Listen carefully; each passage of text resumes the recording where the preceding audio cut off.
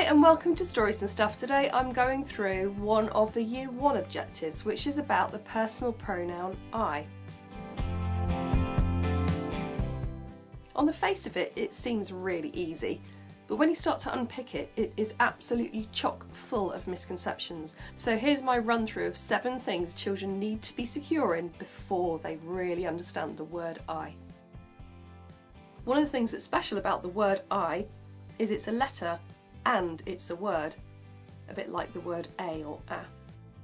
A capital I always has to be standing up straight, because if it turns on its side, it becomes a capital H. And that's one of the reasons children often get muddled when they have a sentence that starts with a word beginning with I, like it is in, or a word beginning with a capital H, like he and here. The word I is always a capital, no matter where it is in a sentence. So if I said, yesterday I went to the zoo, I, even though it's not at the start of the sentence, is still a capital.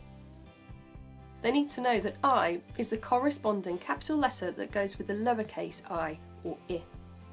And of course, that can make I, or in the case of mind, find, child, climb, it can make an I sound, but it's lowercase. When you have a capital I at the start of sentences, but there's other parts of the word, like it, in, if, is, isn't, the sound it makes isn't I, it's I. So we need to do lots of work around I on its own and a capital I in, if, in, is, it. However, when I is contracted with a verb, like I'm, or I'll, or I'd, or I've, it still makes the I sound.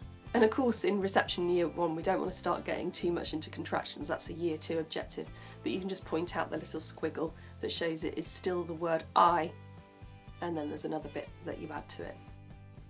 The word I can't be used to spell I sounds in words such as my, which is really common, or might, but it can make the I sound at the start of some names, like Isaac or Ivy, and of course they need capitals because they're names.